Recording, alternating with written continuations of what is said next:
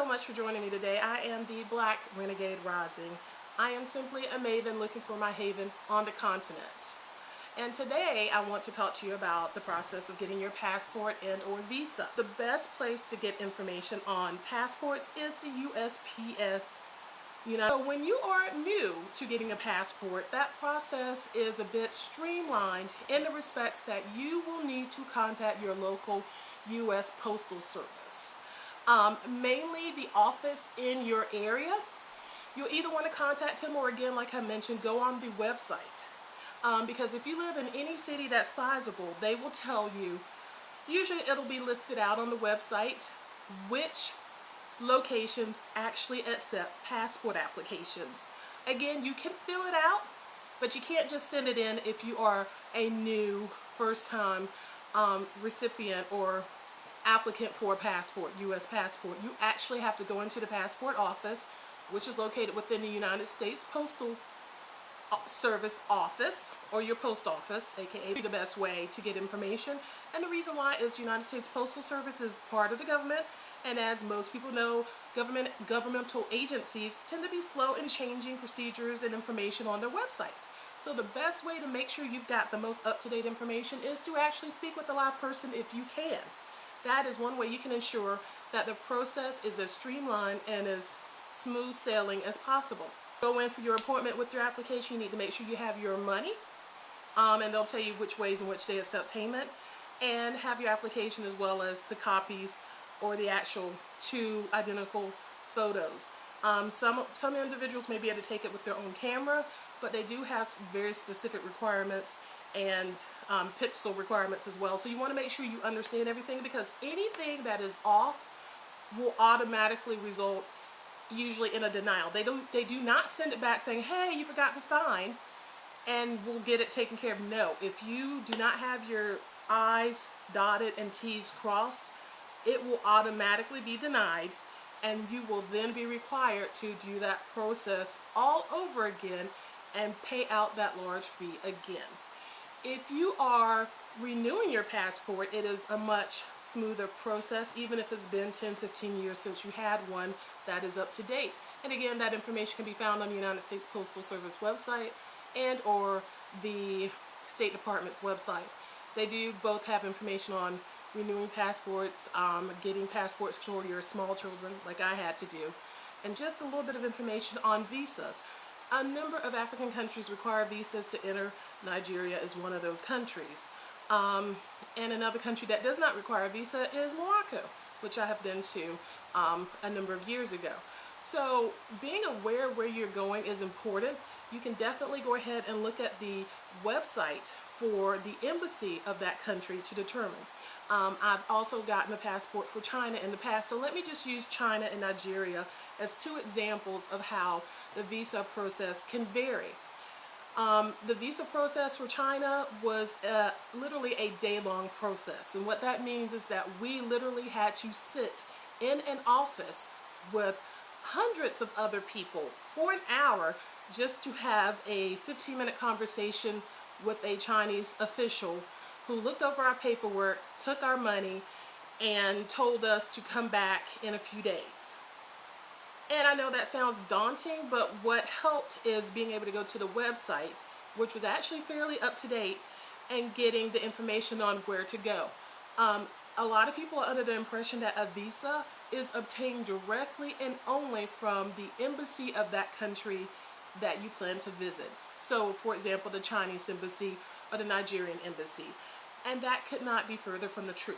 You need to make sure you look and determine where you need to go, because for the Chinese embassy in DC, that was not the place we had to go.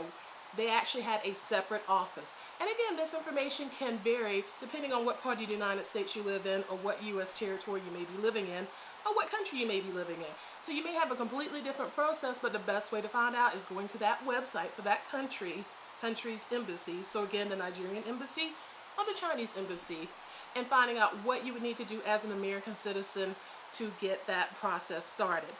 Also for China, they recommended that we only get that visa literally within 30 days of traveling. So that meant they did not want you to get it today in December for a trip that you're taking in February. No, they want you to wait till, if you're taking that trip in the middle of February, they want you to come at the end of January or the beginning of February. Why? Their visa process was less than a week long, which meant we dropped our paperwork off on a Monday and our passports, and we got a call on that Thursday stating that our passports were ready with the visas included. And just in case you didn't know, that visas normally are stamped or applied or affixed into your actual passport. So be ready to leave your passport with the representative of that country's agency when you're applying for that visa. That will be one thing that they will request as well. And you'll need to make sure your passport has the sufficient amount of time requested, usually at least 6 months after the date of your trip's ending, in order to get that stamped into it. So we're into December now. So if your passport is expiring in February, they would want you to go ahead and get that passport renewed before you actually bring it in to have that visa stamped in. Another thing is the Nigerian embassy in Washington, D.C., for example, does not actually process visas either. There's actually a different organization that is part of the government. It's OIS, and they actually process the applications, and they're actually not even in D.C. They're outside of D.C. into the state of Maryland, which is a little bit further up the street, about 30 minutes or so. So you do want to be aware of the things that you'll need to do. A lot of times the embassy or whoever is the designated visa processing agency, they'll also need 2 copies of your photo. Similar to the photos that are needed for a passport, you want to make sure you take those with you as well. And you want to make sure the application for that visa is processed. A lot of times they will request a copy of your itinerary with your flight information and or the hotel information and confirmation. Just note that there are some websites out there and agencies or third-party suppliers like booking.com, and no, I am not getting paid to mention them, Expedia.com, that will allow you to go ahead and book a reservation and cancel it without actually putting in your credit card. So if you know your plans may change and where you may be may change, then you can go one of those routes to go ahead and at least have what you need to get that visa taken care of. Other things to note is that, for example, the Nigerian embassy or organization that actually processes the visas are much slower. Be aware of that. They let you know that it can take usually around 10 days to 3 weeks to get that visa back. So be aware of that, especially if you have plans to travel within a month or less, because a lot of times that appointment slot will determine when your processing of your visa will start. So for example, today is Monday. If I was to call today, they may not be able to get me in for an appointment until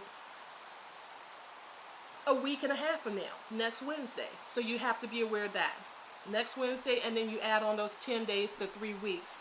And if you were traveling in February, for example, that may be sufficient timing, and then again, it may not. So you do want to make sure you're looking at your travel itinerary when you're looking at contacting the visa organization for the country that you're visiting, so you'll know when you need to start that process.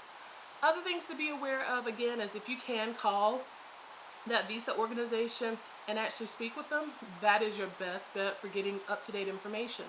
Just like I mentioned, the Nigerian embassy in Washington, D.C. does not process visas.